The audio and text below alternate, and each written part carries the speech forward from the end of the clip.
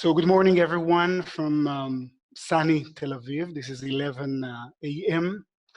I hope this webinar in this crazy period finds you in good health and good spirits.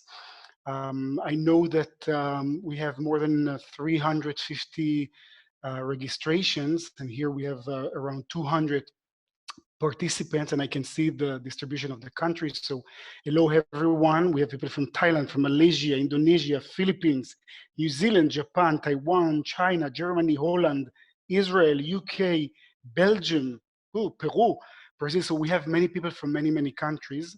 So first I thank everyone for joining, and I feel privileged to talk about this novel technology, novel device, the TICSEL, and the TMA, the thermomechanical ablation technology. In this webinar, I'll do my best. I have 3.5 years of experience, and I'll do my best to expand your knowledge and horizons working with the TICSEL. So as you can see, and please have a look, when it is not used, the tip, now you can see the tip is getting out and in from the handpiece. So when not in use, the tip is base positioned at the distance with the skin, and by activating the handpiece, a linear motor rapidly advances the preheated to 400 degrees. We have a 400 degrees titanium tip. It advances the preheated tip to skin surface at a predetermined protrusion. We're going to talk about it in a second for a brief duration. Please have a look. I'll start with more the physics and the general overview over the device. So if you can look at the tip, we have a tip. It's 1 on 1 centimeter, and it is made of gold-plated copper paste, and it is shell. There is a titanium shell. This design makes it biocompatible even at high temperature, and we really see no corrosions, and this is very important. If you look at the tip, we have, it consists of an array of 9 on 9. So we have 81 square based pyramids, and the pyramids is 1.25 millimeter tall, and it has a flat, it is very important, you will see in a second, it has a flat rectangular apex, so it is blunt, it's not sharp, and the surface area is approximately 0.01 millimeter. It is important because we do not really puncture the skin. We push the skin, and this is very important why we have blunt tips. One fact which is important is the sterility of the device. So as you can see, the tip, I'm sure we have people who use the device, so the tip is reusable. And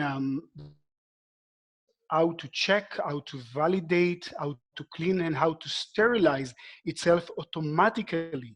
So you will see when it gets to 350 degrees Celsius, it stops, so it is blocked. The operation is blocked for 3 minutes till it gets to 400 degrees. These 3 minutes are used for sterilization. So this is the device. This is the TICSEL C. We have the TICSEL 2. The TICSEL 2 will allow 2 handpieces to be connected. And we have, as compared to lasers or radio frequency, we have 2 parameters which are very important. One, it is exposure time. So while talking about exposure time, you will see in a second is the time that the tip is going out, touching the skin, becoming in contact with the skin, and coming back to its original place. And we have protrusion. Please have a look. Again, I told you we do not have pins, so we do not protrude the skin, we push the skin. While talking about the protrusion, it is measured, and I hope you can see, no, I think it's very difficult to see it here, but you can see we have the protrusion in micrometers. So this is a distance from the edge of the handpiece, from the plastic shield to the skin. So the distance that the pyramid is going out. So if this is the plastic and those are the pyramids, I hope you can see it. If it gets in, so if it gets out, it can get out to a more distant parameters, and it can get less. So if we have more, or if we increase the protrusion, we have more what we call coupling. So for example, for you to understand, we know that between the tip and the skin, we have some air bubbles. So if it is pushed in a better way, we will have less gas bubbles. So higher protrusion will reduce the air gaps, and it will allow us better thermal matching, or what we call coupling. It is important to say, and this is people who really specializes and have experience with the device. For example, if I use it in flexible areas, for example, the cheeks, okay, in which we do not really have a bone, I have to increase the protrusion in order to have the same effect compared, let's say, to a more rigid area, the forehead, in which I decrease the protrusion to have the same effect. The second parameter is the pulse duration. Again, I told you pulse duration is the time that the tip is going out and in. It is measured in milliseconds, and please have a look at this diagram. So you can see the 400 degrees, and you can see this is on the y-axis, and you can see it is going down with temperature till 50 degrees. The curves represent different depth. So the light blue, it's a dark blue, so the upper one, this is the temperature while we are on surface. So it is 400 degrees. If we get deep, and I'm talking about a depth of 100 micron, this is very superficial, we decrease dramatically the temperature. So from 400 degrees, we get to 50 degrees, and it is very important. So most of the effect is very superficial. And if you look at this, what we call mathematical or illustration, you can see that we have hemispherical heat wave propagation. But generally speaking, we're talking about stratum corneum, epidermis, and superficial dermis. So we're talking about very, very superficial effect.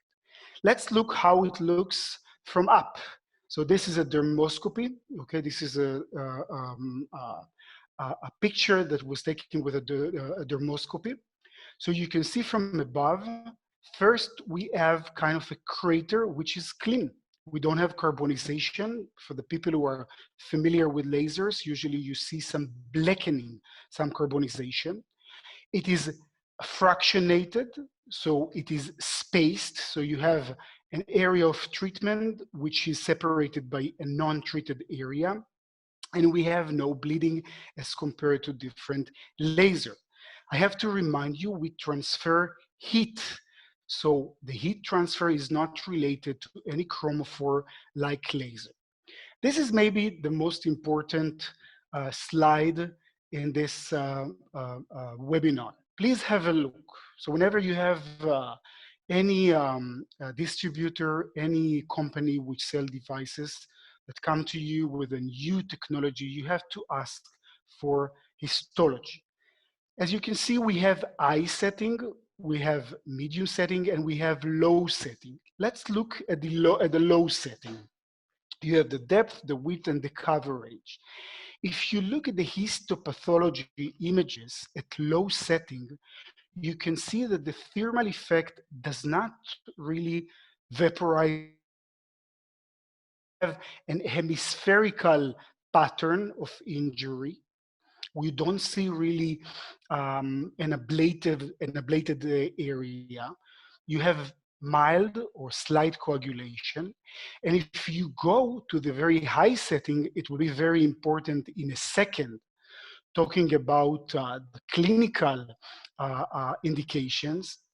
So while talking about the high setting, then we do have some ablation. So you see we have uh, um, um, some blister, what we call between the epidermis and dermis. We have a change in the basket weave structure. Of course, we have a change in the epidermis. There is some ablation, and we have coagulation.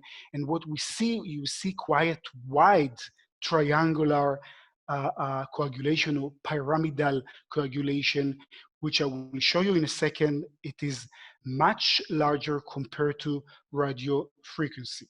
So let's try to compare, because for the people who are less familiar with Tixel, I'm sure you all understand and are familiar with lasers or radio frequency. So I'll start being simple. So we all know that while talking about fractional ablative CO2 laser, we have ablation and we have much coagulation. While talking about fractional ablating erbium YAG laser, we are talking about mainly ablation, but we have some coagulation. The non-ablative fractional laser, we have no ablation, but we have coagulation, less than CO2 laser. Radio frequency devices are proud to have to cause, to promote remodeling and coagulation. They have very slight, if at all, ablation. But let's talk about Tixel. So you saw the histological images. So with the high setting, there is some ablation, some coagulation. With the low setting, this is totally non-ablative. There is no vaporization of tissue. So what do we have? This is a new concept. It will be more clear in a few slides, but we are talking about dehydration.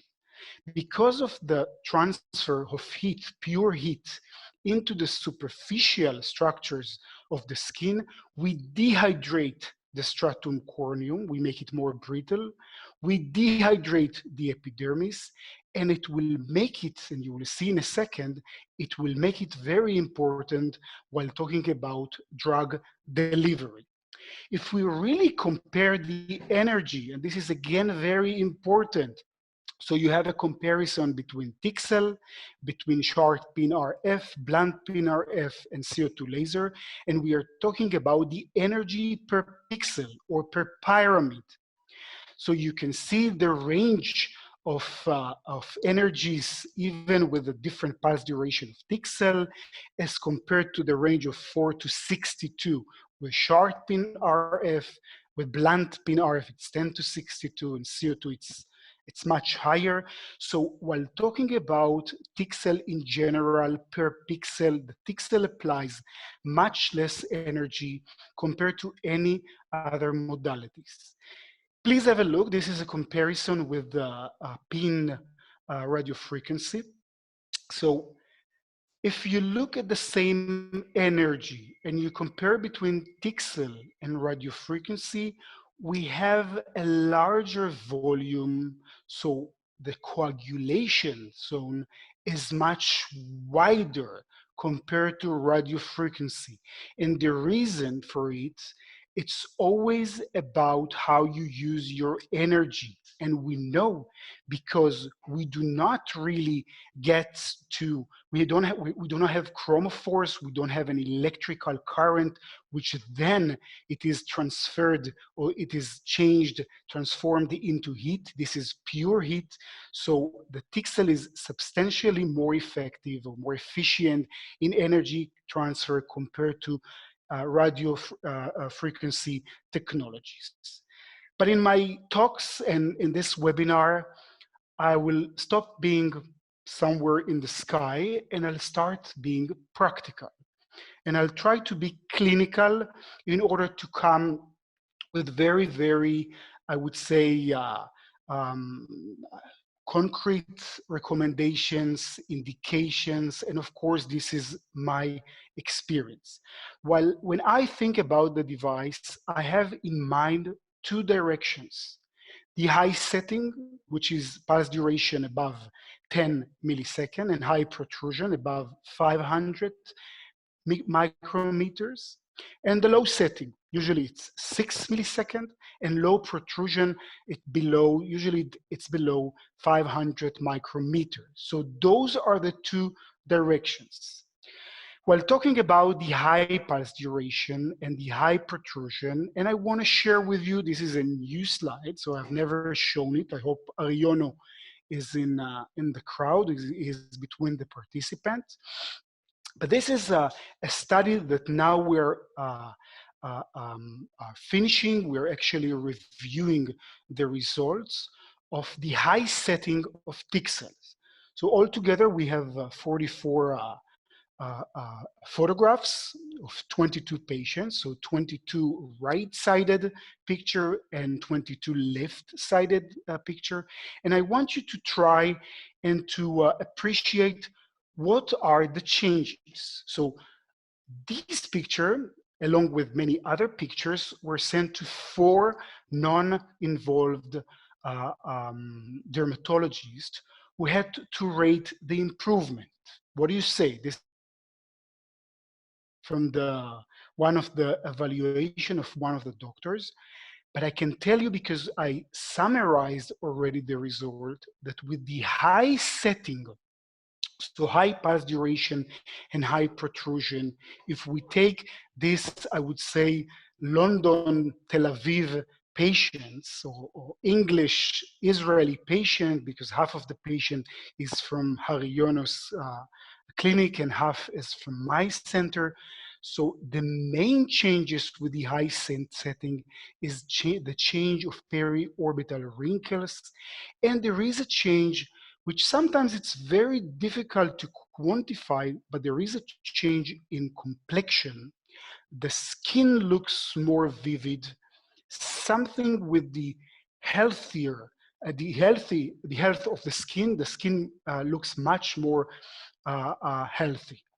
So talking about the periorbital wrinkle, and again, this was part of the evaluation, but I do have to mention, we finished I think it was a 2-year, maybe even more. It is an American-Israeli study, and we showed that by performing few treatment, it's not one treatment, it's usually between 3 to 6 treatment.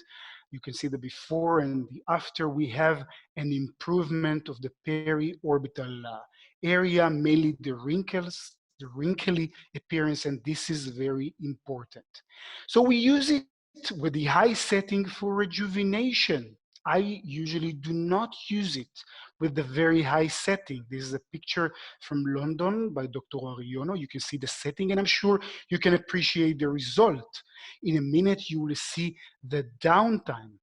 I usually use the Tixel in a lower setting still I consider it to be high setting with different, I would say, cocktails. So different biopeptide, different drugs, mainly tretinoin 5%. I really like to combine my Tixel with other modalities. I think one of the main modalities, one of the main protocol in my clinic is IPL. It doesn't really matter which IPL you use. I have to say that I tried it. I have 4 IPL devices in my clinic, so I tried it with all. So IPL followed by Tixel. Usually my setting is 10 millisecond and 5 to 800 micrometer protrusion. I usually apply biopeptide. It's a combination of, again, different countries have different formulations. And I just top it with tretinoin 5%. Please have a look at the change. Again, I get back to the original comparison of this British-Israeli comparison. There is a very dramatic change in the periorbital area. The complexion is nicer and the skin looks more vital. This is in higher magnification. Again, if you go higher with the setting, this is again picture by Harry Yonos. So you can see with the high setting, you will have longer downtime as compared to the low setting, in which we have relatively short time. And again, as compared to other devices, the treatment in general is easy, well tolerated, and again, complexion, skin is more vital.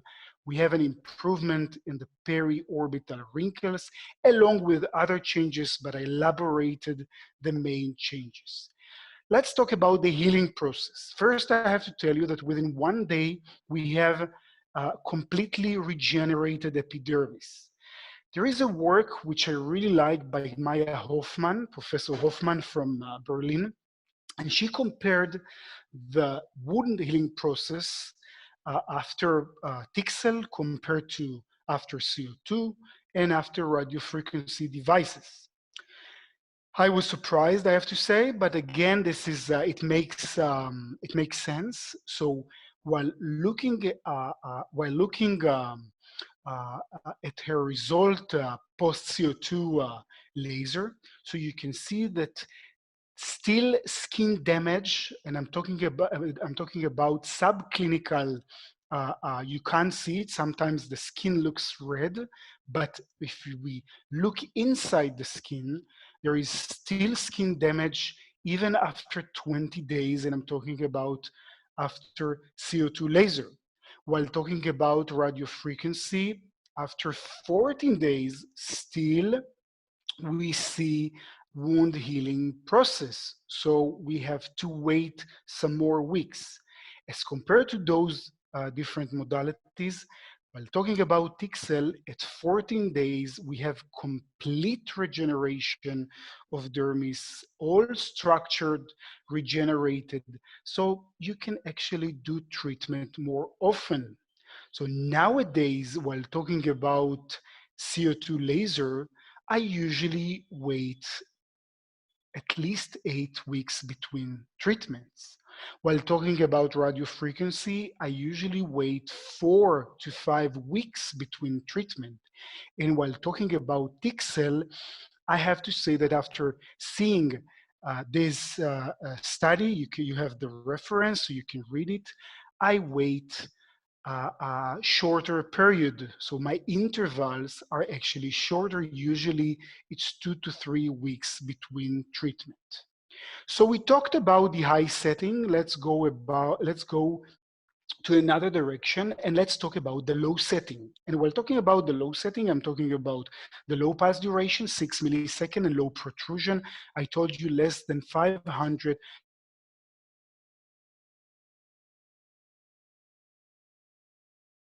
So if it's the forehead, go lower. If it's, let's say, the cheek, you have to go higher. What do we have here? So we agreed, no ablation. We agreed, we have minimal coagulation. Dehydration, I mentioned. So let's see what it contributes. So we know that most of the topically applied medications or cosmeceuticals, they're poorly absorbed into the skin. And in order to be absorbed, they have to actually pass the rate limiting step. We're talking about the stratum corneum. This is a very, very thin layer. And even if we want to cross this very thin layer, the compounded formulation or the drug, the cosmeceutical that is topically applied, it has to be with very, very certain characteristic. This is the reason that in the last 30 years, there have been so many efforts in order to what we call enhanced drug delivery. I will not get into details, but of course you can change the drug, you can change the vehicle in order to make it more, in order to push it, I would say, into the skin to make the skin more permeable to this drug. You can add some what we call vesicles. For example, in Israel, it's very common to use liposomal gel together with many of our formulation. Again, it assists, it enhances drug delivery. You can modify the stratum corneum. The main example is hydration. We can hydrate the stratum corneum. We all know in dermatology, when we apply topical medication under occlusion, we have better penetration. But you can do some other, I would say, more active, or you can use more active methods. First, you can use different modalities in order to push, I would say, to change, okay, the parameters of the skin. So you can use iontophoresis, you can use electroporation, sonophoresis, magnetophoresis. So again, changing the environment in order to change the structure of the epidermis, and mainly the stratum corneum and the epidermis, in order to allow drug delivery. But what we all aware, and this is a very hot topic, is ways to bypass stratum corneum. You can do it with microneedling, derma roller, very limited, I have to say. You can do it with different fractional ablation or different fractional ablative devices. So you can use lasers. You can use radiofrequency, and I will show you how to do it, or why it is very wise to do it with a Tixel. So few words about laser-assisted drug delivery. This is, I would say, an evolving field. So as compared to 15 or 20 years ago, there are more and more publications showing that if we actually create those holes within the skin and then we apply a medication, these, you can see the particle, you can see the illustration, these particles will get into the channels and there will be more homogeneously uptake into the skin. It was proven that as compared to all other modalities, while using laser-assisted drug delivery, we have more homogeneous uptake. You can see this compared to the non-ablative fractional laser, microdermabrasion, and microneedling. And again, this is a very, very important concept. However, talking about laser-assisted drug delivery, there are many drawbacks. First, because of the very, very, I would say, heat transfer into water, we have kind of a geyser. And this very, very high temperature create an explosive effect, which it's not with any CO2 laser, but with most CO2 laser will end up in carbonization. This is the reason we have blackening as compared to what I previously showed you. And this decreases drug delivery. We know that coagulation zones serve as a sponge from which drugs will be diffused into the skin. Coagulation zones are important, but if we have too thick coagulation zone, again, it will decrease drug delivery. We know that within few minutes, and this is even more prominent with other modalities, not laser-assisted drug delivery, we have blockage, debris, fibrin is getting into the channel, and it will actually decrease drug delivery. But this is not the main important factors. First, it's complicated. If we want an energy-based device as a device which will help us to push material, drugs into the skin, it has to be compact, it has to be small. We can move it from a place to place. It has to be a device that we do not need an ocular protection. If you treat around the eyes, you will have to insert a metallic eye shield. You make it too complicated. And we have to have a device that it's not painful. And I have to tell you that lasers in general are painful. And this is very, very clear because while talking about pain nociceptors and pain stimuli, which is transferred into the CNS, we have two main transmission. We know the delta fibers and we know the C fibers.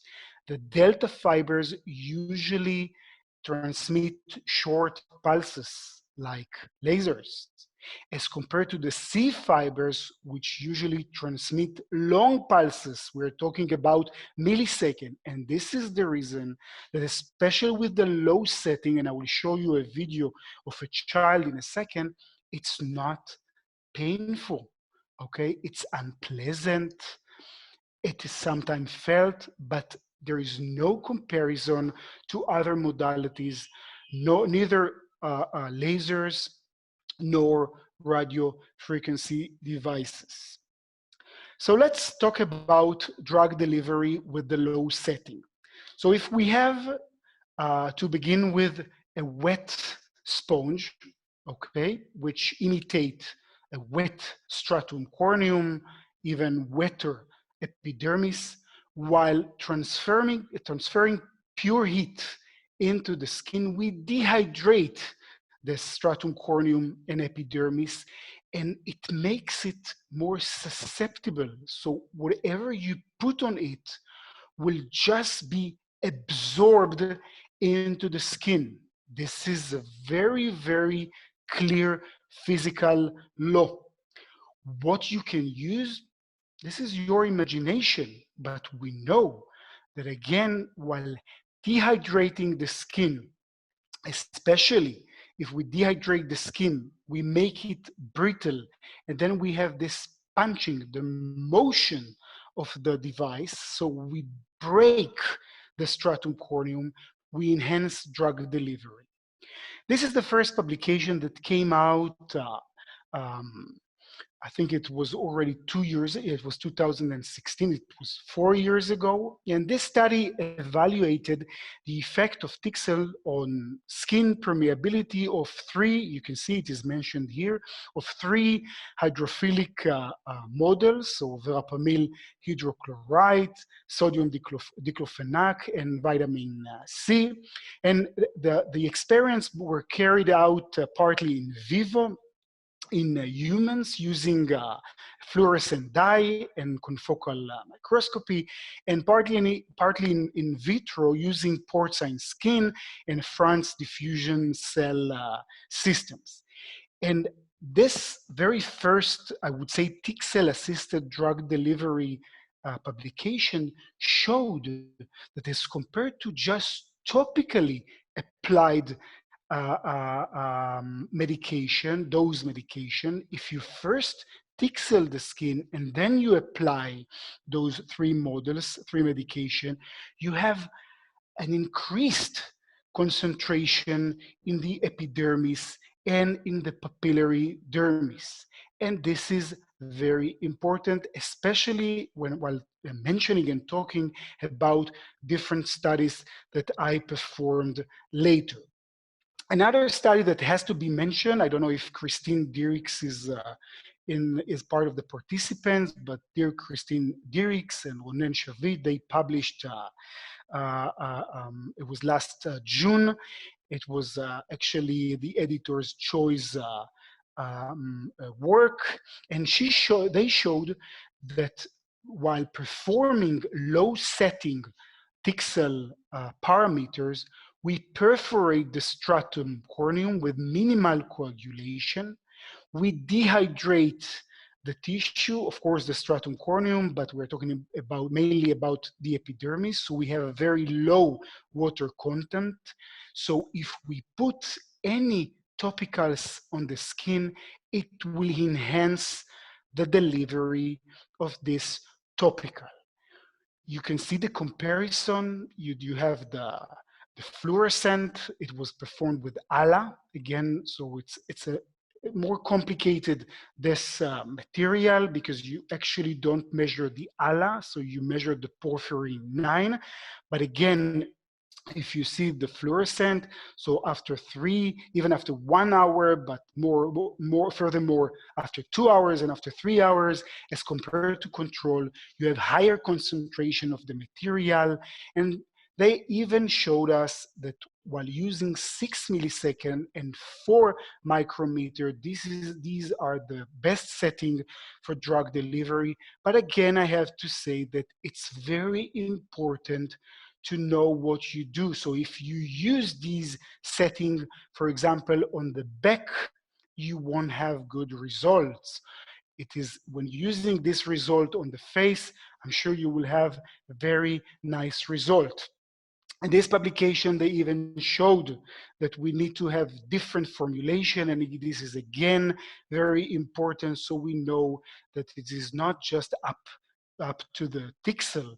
So different formulations will behave differently. Based on this study, we performed a study. This is a retrospective chart review of 30 patients. It was published a few days ago. We perform for our acne patient, acne vulgaris patients, we have the same protocol. We do Tixel, followed by ALA 5%, 1 hour incubation, and red light, we use the Omnilux in my clinic. It was a retrospective chart review, so we took all the patients that were treated with this method between 2018 and 2019. You can read all the demographics and all details in this already published articles, and we try to evaluate the change. So we use different scoring system. I will, again, in the sake of time, I will not get into details, but you can see we have some objective, non-involved dermatologist evaluation, and we have the PGIC, the Patient Global Impression of Change evaluation. And one thing to really mention, again, you can read all publication. It was published a week ago. So we had altogether 30 patients. 63.3 were female. You can see the average age. You can see we're not talking about new disease. So we took patients that were resistant, or they refused another cycle of mainly oral isotretinoin, and you can see the change. So if you look at all scales 8 weeks after last treatment, okay, and we did between 1 to 3 treatment, you can see we have a dramatic change which is maintained, and you can see the clinical picture. My experience, and again, this study has many limitations. It is a non-controlled retrospective chart review, and we didn't compare it to higher ALA concentration, though I know, and this is my experience, that with higher ALA, I have longer downtime and many adverse effects. We didn't compare it to conventional PDT, who says it's better. But again, from my gut feeling, and this is the reason that we published it, we have really good result. It's non-painful device for assisted, I would say, enhanced photodynamic therapy. One thing that I do have to mention, that still we cannot, and I emphasized it in the publication, we cannot really say what is how it works. So we know that by performing first the pixel, we bypass the stratum corneum, we allow the ALA into the epidermis, but from the epidermis to the dermis, we don't really know what's going on. Maybe there is some effect on the skin flora, which makes the changes. But again, it still has, I would say the final conclusion on the mechanism, it still has to be elucidated. Another area that we have actually few years of experience is the treatment of Tixel in rosacea. Again, this is a publication from 2 years ago, and it all started with this patient. This patient was resistant to all modalities. We tried every modality in the literature. So as you can see, we try oral, topical, we even tried IPL and pulse dye laser. We had some improvements, minor improvements, but in general, it always recurred. She came actually with, I would say, Professor Google and the recommendation of treating rosacea with injection of botulinum toxin. These are the publications that she came with. So I told her we can try injections, and she didn't want to be injected. And then we offered Tixel followed by the topical application of botulinum toxin. Why it works? Again, many speculation. One of them is by Dayan, is a very nice. It is a very nice publication, and maybe it blocks the relationship between the nervous system and the vasodilatation system. But again, this is just a speculation. So from this patient, again, this is the publication. We had 16 female patients suffered from resistant rosacea. We did 2 treatments with 1 month interval. We first did Tixel, then these were the parameters. Nowadays, I use different parameters because of Christine's publication. We topically apply botulinum toxin. This publication came out with Dysport, and in this publication we used sonophoresis in order to really enforce the toxin into the skin. Nowadays I know that this is not needed. So nowadays I actually use a vascular laser, so usually pulse dye laser or IPL, followed by Tixel, followed by the topical application of botulinum toxin. But again, I'm describing the publication. Before and 1 month after last treatment, we took Demodex culture. We measured with Mexameter the erythema index. Of course, all our patients were photographed, and 2 non-involved investigators, they assessed the change. Again, I will try to be more quick in the sake of time. We ask our patient to rate the change by themselves. Of course, we evaluate the dermatological life quality index, tolerance. Every adverse events were recorded. So you can see, again, I will skip it because I'm sure you can read the publication, but I want you to look at the result, which I believe very interesting. And nowadays we have more than 200 patients experience. First, before and 1 month after treatment, there is a drop in Demodex folliculorum culture. Maybe it's the heat, and maybe this is part of the mechanism by which it works. But if we look, and this is the redness, so you can see the erythema index, and you can see the objective and the non-objective scoring system. If you look at the diagrams, both diagrams, we have very, I would say, red people. And then 1 month after 2 treatment, it gets much improved. And then it gradually recur, but it doesn't get back to the original state. It's very interesting, but 6 months after last treatment, the dermatological life quality index were lower. You can see the before at 1 month and at 6 months, and we have really many patients with this improvement. I cannot really explain why it works. Is this maybe it's the Tixel, maybe it's the Tixel assisted drug delivery of botulinum toxin. We know that with just performing Tixel on rosacea patient, we didn't see such improvement. But again, the mechanism is still, it has to be elucidated. While seeing that using Tixel followed by the application of botulinum toxin is successful, I was trying to think of other uses. This is a study that was written by Dr. Bar-Ilan, and by other people. It's never one person's work. It's always a team work. So I'm not sure, I don't know how many dermatologists we have among the participants, but Hailey is a very aggressive, it's very difficult disease. It usually involves the axillary areas, the groin area, the submammary areas, and usually we have blisters, and then it is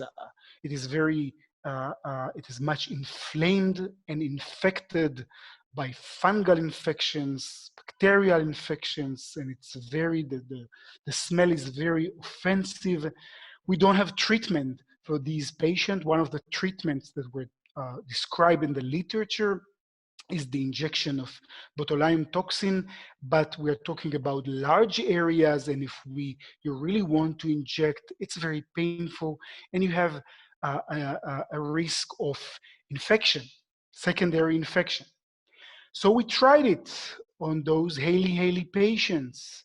First Tixel, second application of botulinum toxin, two treatment, the same regimen as we performed with our rosacea patient, and very nice result. I didn't include it in this webinar, but in the study that is in the reference, you can see the study here, you can even see the histology. I use the Tixel for many indications. For example, for melasma, which I'm sure this is not, it cannot stand as a monotherapy, but we use Tixel in order to deliver tranexamic acid or hydroquinone or niacinamide. We use it for different, very, very unique indications. For example, one of the indications is hemangiomas. This is a publication that I was very happy that it was accepted for publication 2 weeks ago, and it is now awaiting to be on air, so it is awaiting publication. I don't know again if you see many infantile hemangiomas. This is very common. This is actually the most common vascular tumors in children. 4 to 10% of the children will suffer from infantile hemangiomas.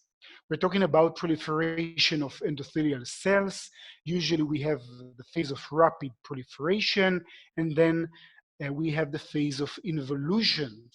Most of the infantile hemangiomas do not require treatment, but if we treat, and this is the gold standard, mainly when we have hemangiomas which are thick or they're in a certain anatomical areas, the gold standard is the oral propranolol, and that's what most doctors do.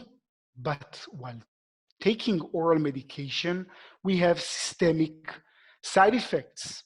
So we experience, and our patients experience, sleep disturbances, acrocyanosis, bradycardia, hypotension, although I have to say that the adverse effects are quite rare still. It opened, I would say, the market, or it opened this field of infantile hemangiomas treatment to the treatment of topical beta blockers. I included all publications with the treatment of beta blockers. And just to summarize, this is applied off-label. If you look at the publication, various concentration, various vehicle, different dosages, different application frequencies. Mainly we're talking about timolol and propranolol. We have to apply these medication for very, very long period. We're talking about up to 16 months. And we have result, but the results are not very sufficient if we talk about widespread or deep infantile hemangiomas. We do have systemic absorption with topical beta blockers. This is one of the references that was published a year ago in the JAD, and they showed that 93% of the patient with just topical, again, I'm not talking about Tixel, I'm not talking about an energy-based device, just topical application.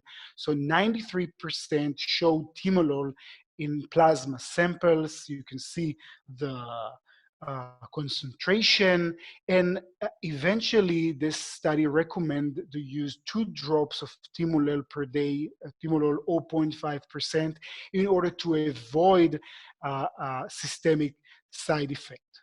So let's take it one step forward. Let's talk about energy-based device assisted delivery of timolol. So we weren't the first one to think about it.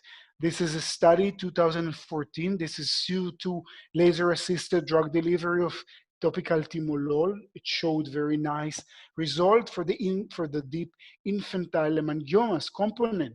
This is another study, a relatively new study, February 2020. We're talking about fractional erbium YAG laser assisted drug delivery of timolol. Again, nice result for deep infantile hemangioma.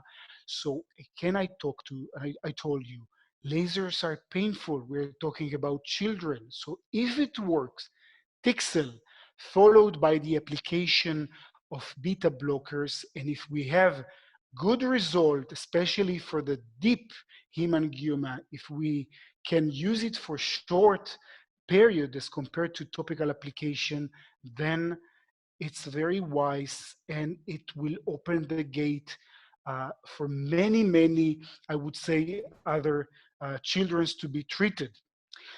So again, this is a retrospective study. We reviewed all our patients with infantile hemangiomas that were treated with Tixel, followed by propanolol or timolol. You can see the formulation in front of you. You can see the parameters. Again, in the sake of time, I will skip this slide. You will be able to read it in few weeks. It will be on air. So we reviewed all the epidemiologic data, all the clinical data, and the before and after picture were presented to two non-involved dermatologies. You can see the setting. I will skip it because I want to show you some more studies and then we will get to the Q&A, but you can read all the parameters. But one thing to mention, and it is very important, please have a look. The duration of treatment was 4.36 months in average. And we think that generally speaking, again, it still has to be maximized, the I would say the modality in this treatment, but we're talking about shorter treatment as compared to I would say just topical application. This is the before, this is before second treatment, before third treatment, and this is 3 months post last treatment. This is the child. Please have a look. Okay, do you see him crying? Do you see him moving? Again, you will see the treatment. Look at the face of the child. This is the mom. She doesn't have to be outside. No need for ocular protection. You can see there is some change in the face. So it's not pleasant, but it's not really painful. It's not laser. Before and after, before and after, before and after.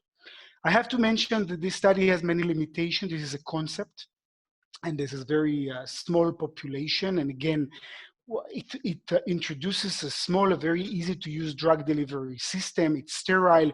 You don't need ocular protection. So it is very, very important. But the main question, and we didn't, so we know that we enhanced the delivery into the epidermis, but there is another barrier, which is the stratum basale. What is the correlation between the epidermal, the timolol in the epidermis compared to the dermis concentration? What is the most beta blocker molecule? So timolol, propanolol, you can read it, all the assumptions in this study that will be published. What is the best regimen? To do it once every 10 days? To do it again, you will be able to read all speculation in the study. I will skip this one. I'll just show you one case. This is a study. Again, you can read it. This is Port Weinstein. This is a patient that came to us.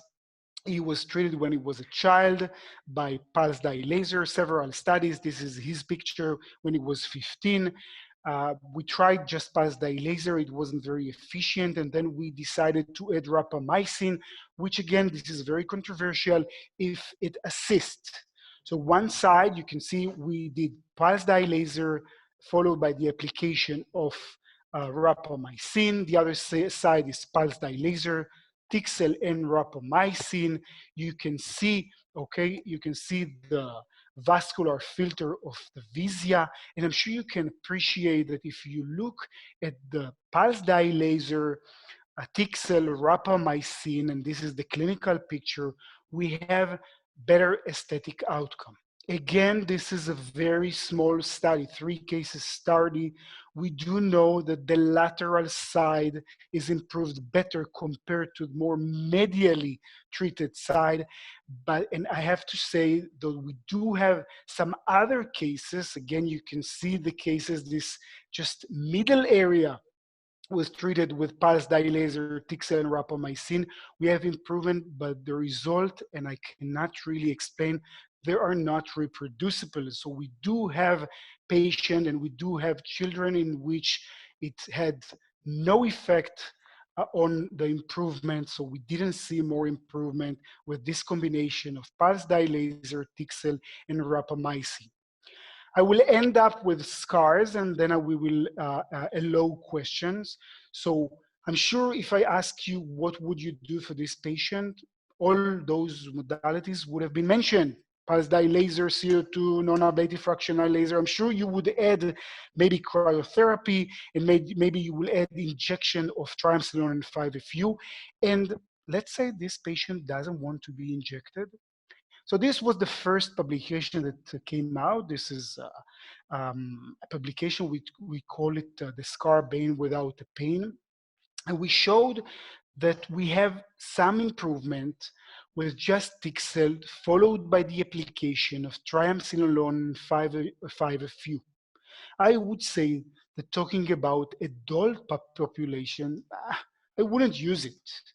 But let's go to the pediatric population. What can you do with this child? This is a 4-year-old girl.